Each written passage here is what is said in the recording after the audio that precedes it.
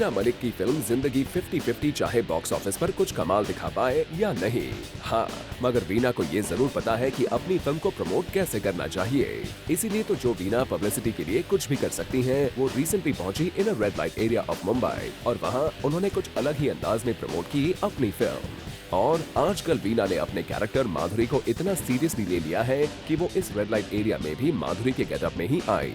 This is basically the get-up and the character which I'm playing in Zindagi 50-50. So I had decided to come over here only in this get-up to give people some tips also. वैसे जब वीना से हमने उनके इस bold role के बारे में पूछा तो सुनिए उन्होंने कैसे बोल्ड वर्ड का मतलब ही चेंज कर दिया। जो कैरेक्टरिस्टिक्स हैं माधुरी के किरदार के और उसकी ज़ुबान, उसका लबो लहजा, उसका उठना बैठना, उसके आदात व अतवार, everything is just the reflection of the society. So now if you want to call this society a bold society, okay, we are living in a bold society, but this character is a very very real character.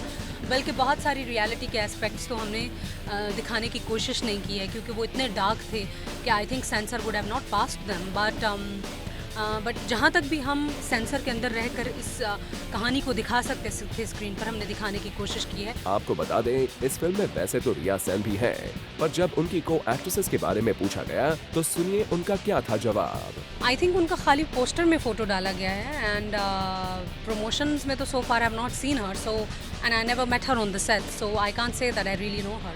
आमतौर पर तो actresses अपनी contemporaries और female को-स्टार्स की बुराई करने से बचती रहती हैं, पर वीना मलिक को शायद ये भी पता है कि उनके ऐसे स्टेटमेंट्स उन्हें और उनकी फिल्म को पब्लिसिटी जरूर दिलवाएंगे।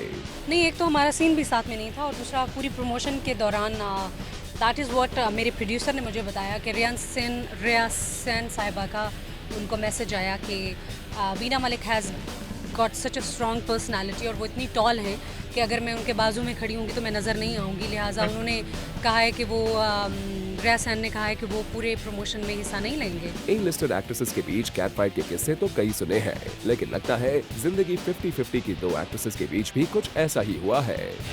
For Elika Srivastava, zoom, Mumbai.